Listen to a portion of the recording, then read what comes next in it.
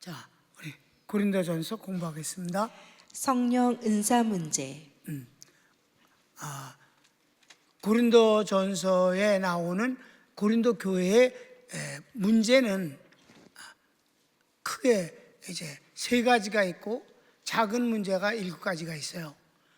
근데 큰 문제가 이제 1장부터 4장까지 나오는 분쟁 문제가 그것이고, 두 번째 우상 제물 먹는 문제가 8장에서 10장까지예요.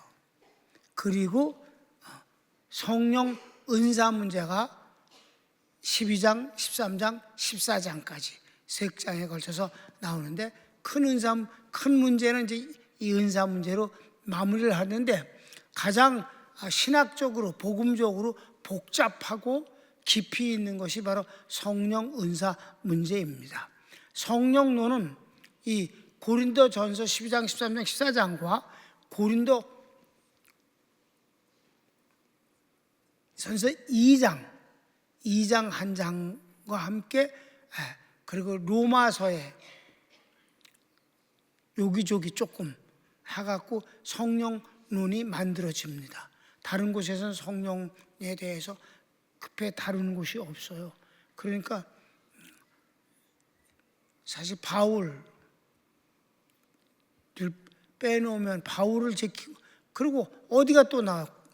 요한복음 14장, 15장, 16장 사도 바울과 바울에 의해서 성령론은 정립이 됐다고 보면 맞습니다. 야고보나 베드로나 다른 어떤 사도들도 성령에 대해서 깊이 있게 다루질 않았어요. 그러니까 여러분이 특별히 은사 문제만큼은 고린도전서 12장, 13장, 14장이다. 성령에 관해서는 요한복음 14장, 15장, 16장, 그리고 고린도전서 2장 이렇게 나옵니다만은, 은사 문제에 대해서 여러분이 이제 다 성령 은사에 관한 교환을 갖고도 공부했잖아요. 그러니까 잘 배울 수 있을 줄로 믿어요. 1번 로마 글자 1번, 성령 은사와 삼위 하나님과의 관계. 이런 것은 사도 바울 아니면 손 못 대요. 1번 하나님은 성령 은사에 관한 진리를 반드시 알기 원하십니다. 이 성령 은사에 대해서 정말 잘 알길 원한다. 이것이 이렇게 사도 바울이 소원했는데도 불구하고 세계 어떤 신학교도 커리큘럼에 성령 은사를 다루는 학교가 2000년이 지나도록 없습니다. 성령론만 좀 가르치고 성령 은사는 손을 못 댑니다. 그리고 대한민국의 보수교단이라고 하는 가장 크고 영향을 미친 장로교회 신학교에서는 성령 은사는 지금은 없고 사도시대의 단회적 사건이라고 치부해서 지우개로 지워버리고 말았습니다. 아주 발칙하고 더러운 잘못된 무식한 놈들이며 이단입니다. 이단이 따로 없습니다. 성령과 성령 은사를 부인하면 그것이 이단이라고 나는 믿습니다.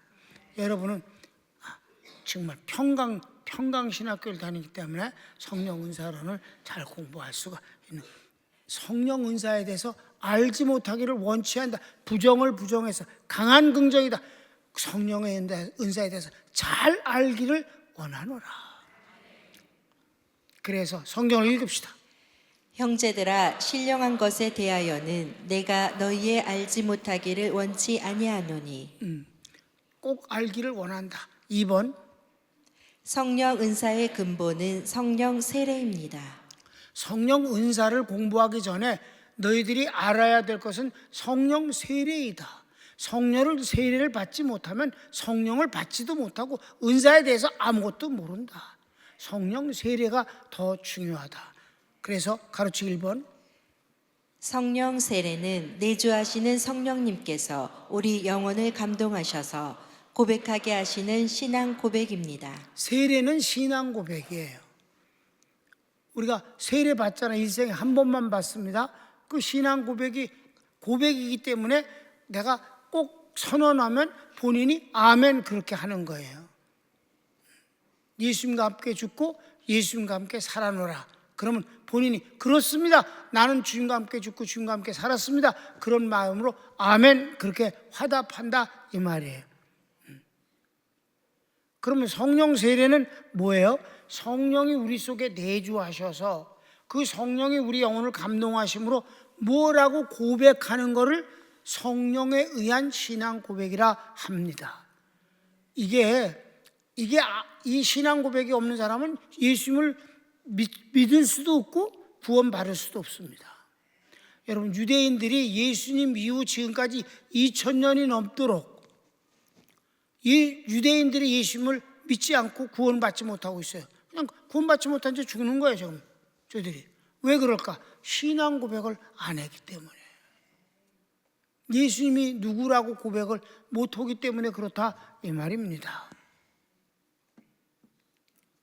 그러면 성령에 의해서 신앙을 고백하는 건 두 마디인데, 하나님을 향해서 아버지라 부르는 것이고 예수님을 나의 구원의 주님이라고 부른다 이 말입니다. 2번, 하나님을 아버지라 고백합니다. 네, 성경을 읽을까요? 너희는 다시 무서워하는 종의 영을 받지 아니하였고 양자의 영을 받았으므로 아바 아버지라 부르짖느니라. 네. 성령이 친히 우리 영으로 더불어 우리가 하나님의 자녀인 것을 증거하시나니. 그래, 성령이 우리가 하나님의 자녀인 걸 증거해 주시는 거예요. 내가 어디 가서 배운 게 아니고 어디서 증서를 받은 게 아니에요. 성령이 내가 하나님의 자녀인 것을 증명해 주심으로, 그럼 그게 뭘로 나타나는데? 하나님을 아버지라 고백한다 이 말이에요. 여러분, 우리가 하나님 아버지라고 고백하잖아. 언제 그분을 봤어? 그분이 언제 넌 내 자식이다, 내 아들이다 그렇게 해본 적이 있어? 없잖아. 한 번도 그런 체험이 없는데도 불구하고 우리는 하나님을 아버지라 부른다 이 말이에요. 남이 부르기 때문에 따라 부르는 게 아니에요. 흉내를 내는 게 아니에요. 내가 하나님을 아버지라 부르게 됐다 이 말이에요. 언제부터인지 모른다는 게 더 신비한 거야. 여러분, 하나님을 아버지라고 고백한 걸 기억하는 사람 없어요. 내가 어쩌다 어떤 사람이 기억을 한다고 그러더라고. 그런 사람의 경우는 맞아 떨어진 거지 마침. 그게 아주 기적적으로. 난 언제부터 하나님을 아버지라 부르는 줄 몰라. 여러분이 대부분 그럴 거야. 왜? 인위적으로 불렀으면 그걸 기억할 거야. 어떤 상황에서 언제 그럴 때 내가 하나님을 아버지라고 불렀지? 이렇게 시작해. 나 아무도 몰라. 왜? 내가 나에게 그것을 시킨 게 아니라 성령님이 나에게 시켰기 때문에 난 기억을 못한다 이 말입니다. 같이 하나님 아버지, 하나님 아버지라고 부르는 게 이게 보통 일이 아니라 이 말이 성령에 의해서 고백한 것이다. 또 하나는 3번은 예수님을 구원의 주님이라고 고백합니다. 그래, 2절 3절을 봅시다. 너희도 알거니와 너희가 이방인으로 있을 때에 말 못하는 우상에게로 끄는 그대로 끌려갔느니라. 그러므로 내가 너희에게 알게 하노니 하나님의 영으로 말하는 자는 누구든지 예수를 저주할 자라 하지 않고 또 성령으로 아니하고는 누구든지 예수를 주시라 할 수 없느니라.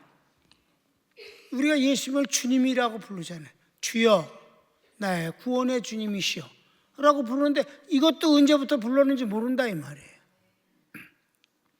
그래서 이걸 미리, 이런 신비한 일이 과연 있을 수 있을까? 있지. 성령에 의해서 그 일이 일어나는데 유대인들은 2000년 동안 한 놈도 그렇게 못 불러.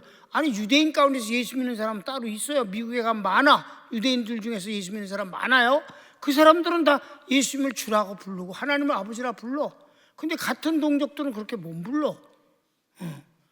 그 미리 보여주시기가 여러 가지 있잖아. 휴거도 주님 미리 보여주시기를 하신 것처럼 예수님이 베드로에게 세상이 날 누구라고 하느냐? 뭐 어떤 사람은 엘리야라고 합니다. 어떤 사람은 선지자 중에 하나랍니다. 어떤 사람은 랍비라고 합니다. 어떤 나쁜 놈은 이단이라고 합니다. 그럼 너희는 나를 누구라고 부르냐? 그랬더니 베드로가 주는 그리스도, 구세주이십니다. 그리스도십니다. 하나님의 아들이십니다. 그랬더니 예수님이 시몬아, 너는 복이 있다. 똑똑하다고 그러지 않았어. 믿음 좋다고 안 그랬어. 넌 복이 있어. 이를 내게 알게 한 이는 지금 하나님이 내게 알려주신 것이다. 하나님이 너로 하여금 그 고백을 하게 하신 거야. 성령님을 통해서. 아멘. 베드로가 뻥했어요. 그런가? 그랬더니 주님이 그런데 이제부터 내가 그리스도임을 아무에게도 말하지 말라. 말해도 소용이 없느니라. 너희가 가리킨다고 해서 되는 게 아니야. 장차 성령이 오시면 그렇게 된다. 그때까지는 아무 말도 말라. 이게 주님이 우리에게 성령에 의한 신앙 고백을 하는 장면을 미리 보여주시길 하신 것이다. 마치 휴거를 미리 보여주셔서 에녹이 하나님 데려가심으로 세상에 있지 않았다 그래서 신비야, 실종돼 버렸어. 미스테리라고 완전히. 그런데 드라마틱하게 엘리사가 보고 신학생들이 다 보는 가운데서 엘리야가 하늘로 올라가더라 이 말이에요. 마지막 예수님이 500명이 성도들이 보는 가운데서 하늘로 올리워져 가셨다. 성령님에 의해서. 그걸 통해서 그럼 우리도 그렇게 휴거가 될 수 있겠구나. 에녹이나 엘리야나 예수님처럼 믿게 되지 않느냐 이 말이에요. 도저히 인간으로서는 할 수 없는 그 일을 하게끔 하시는 것이 하나님의 역사인데 그걸 미리 보여주시기를 함으로 우리로 하여금 그 공허하게 그냥 억지로 믿거나 그냥 이상하게 생각하거나 그 의심하거나 헤매이지 않도록 하기 위해서 미리 보여주신 것임을 믿으시기 바랍니다. 그거 고백 안 하면 은사도 필요 없어. 은사가 무슨 상관이 있어요? 이 신앙 고백이 있어야, 먼저 이게 있어야 그 다음에 은사를 논할 수 있다. 3번. 성령 은사와 삼위일체 하나님과의 관계는 이렇습니다. 여기서 성령의 은사 그러면 참 지금도 2000년이 흐른 지금도 성령의 은사는 성령만 관계되는 은사인 줄 알아. 아니에요. 성령의 은사는 물론 성령의 은사지. 그러나 성자와 성부가 다 밀접한 은사를 관계를 갖고 있음을 말씀하고 있는 겁니다. 꼭 이거를 하려니까 성령의 은사와 삼위일체 하나님과의 관계. 여러분은 다 공부한 거야. 근데 그래도 여러분 처음 듣는 것처럼 날 쳐다봐줘서 고마워. 자, 가르치고 1번. 성령 은사와 성령님. 그래, 성령 은사는 성령님이 주시는 게 틀림없어. 그분 거야. 성경을 읽을까요? 4절. 은사는 여러 가지나 성령은 같고. 성령의 은사는 여러 가지지만 정확히 말하면 10가지예요. 성령의 은사는 10가지인데 10가지가 다 성령이 주인이시다. 아멘. 2번. 성령 은사를 활용하여 섬김에는 직분이 필요합니다. 왜 그러냐면 이 성령 은사가 발휘되는 것은 개인적인 일에도 있지만 주로 교회에서 주님을 섬길 때 이 은사가 드러나기 때문이라는 거예요. 그래서 교회에서 주님을 섬기는 모든 일은 성령에 의해서 되어져야 정상이라는 거지. 사람이 허되 성령이 그것을 주관하셔야 된다는 거예요. 그런데 하나님의 은사가 드러나는 어떤 일을 한다. 그럴 때 그가 성령의 은사가 드러난다고 아무 일을 하는 게 아니라 예수님은 주님이라고 불러. 우리가 나의 주님이시다. 그럼 예수님은 성령 은사와 어떤 관계인데 직분을 주시는 분이시다. 직분을 통해서 일할 때 그 일하는 현장에 성령의 은사가 드러난다 이 말입니다. 이해되셨습니까? 그러니까 직분이 없는데 막 뭐 한다. 그 무질서가 되는 것이고 이상하게 되는 거지. 교회가 난장판이 되는 거지.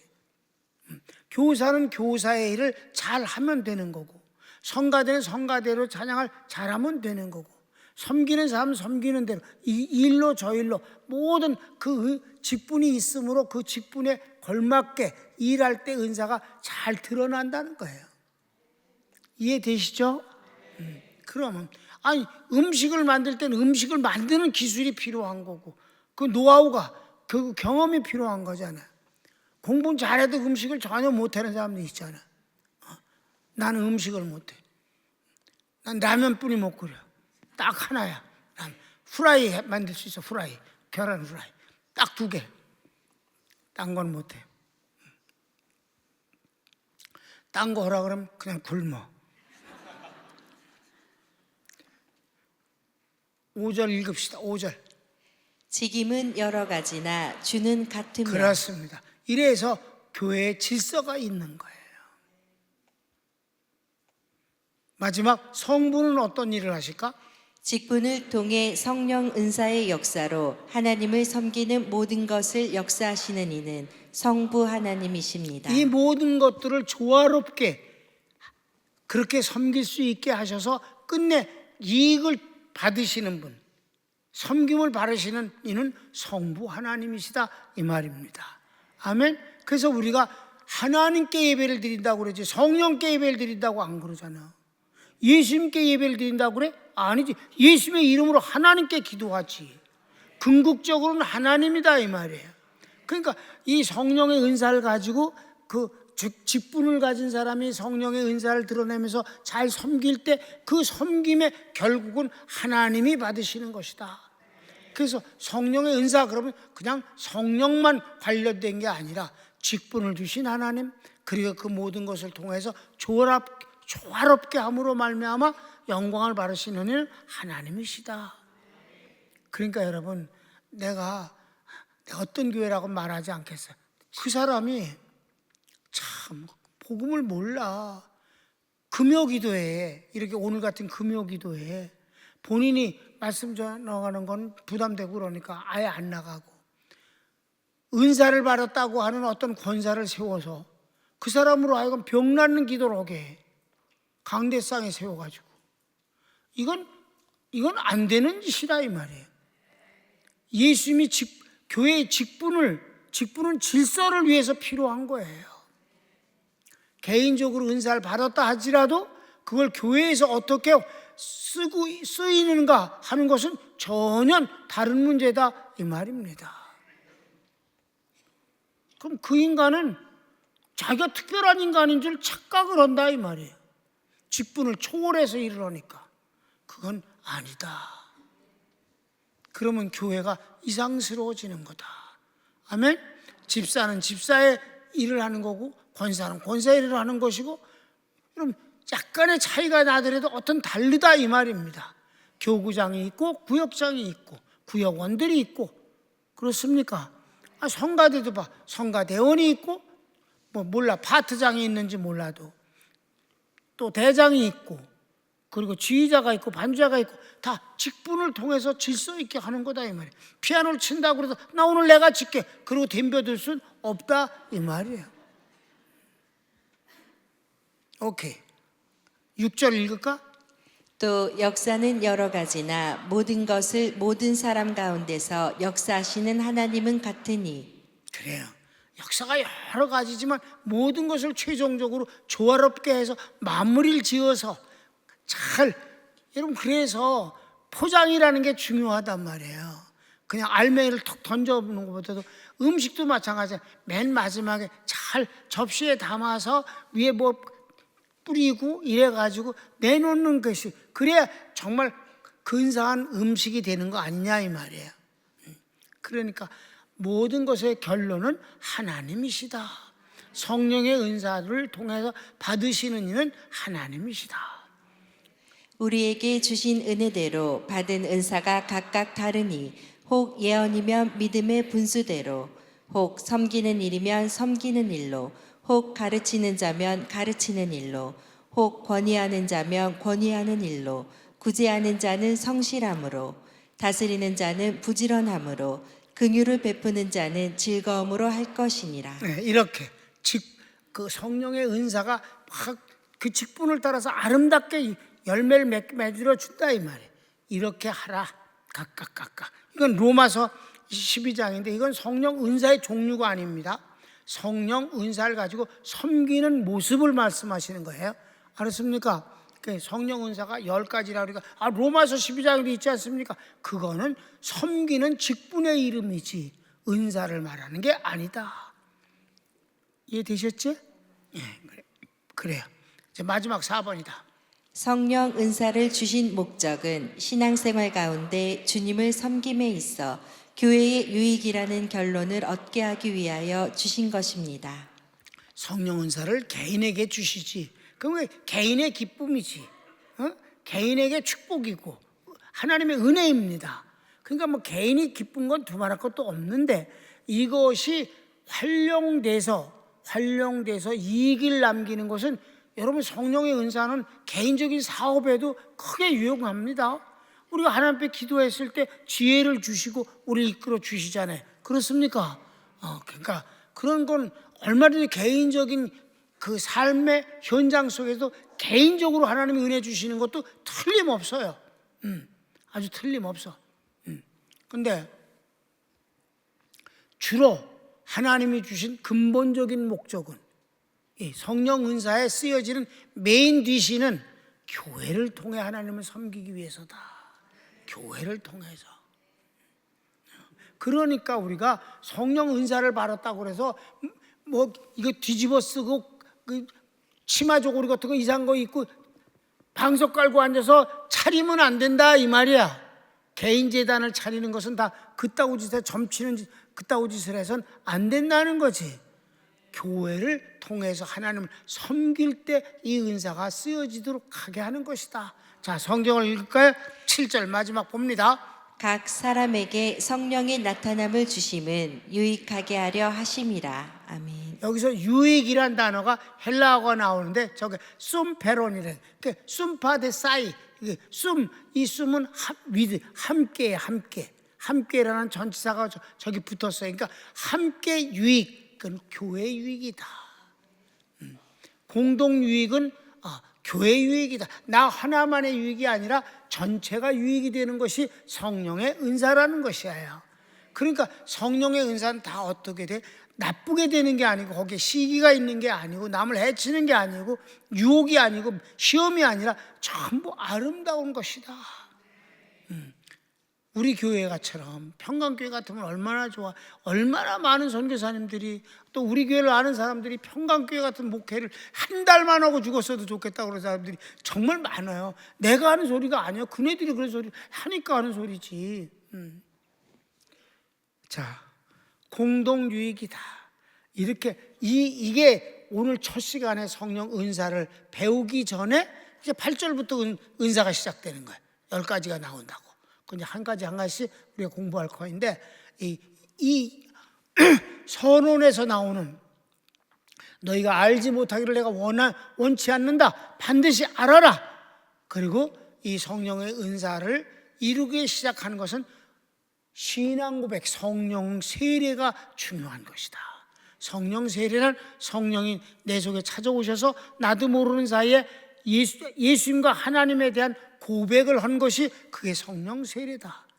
그것이 있은 뒤 이제 이 은사는 성령님의 은사이지만 주님이 직분을 주심으로 일할 때 드러나는 것이 일 안 하면 성령의 은사가 안 드러난다니까. 아멘. 교회를 다니면 안 돼요. 교회를 가서 예배를 드리고 주님을 섬겨야지. 섬길 때 뭐가 있어야 섬길 수 있어? 직분이 있어야 섬기는 거예요. 여러분 청소도 아무나 하는 게 아니란 말이에요. 어떤 그 장소는 어떤 교구가 맡고 있는 구역이 있다고. 아무나 갖다 이렇게 하는 게 아니라고. 청소조차도 직분이 있어야 섬긴다니까. 그러니까 그러니까 그냥 왔다 갔다 하는 사람을 교회에 다니는 사람이라고 그러고, 예배를 드리러 가는 사람이 있고 교회 하나님을 섬기는 사람이 있는 거지.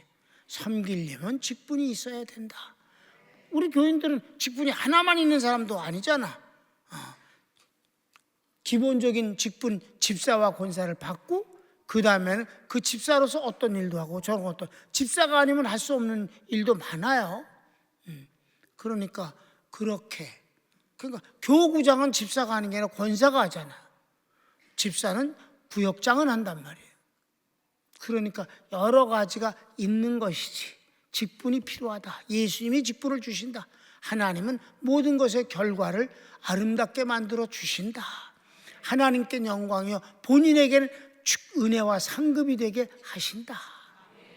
그리고 이거는 교회를 통해서 활용되는 것이 제일 우선이고, 그리고 개인적 삶에서 성령님이 은사를 통해서 도와주신다.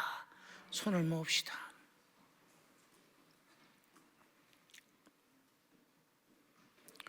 사랑하는 여러분, 똑같은 내용을 다시 공부했습니다.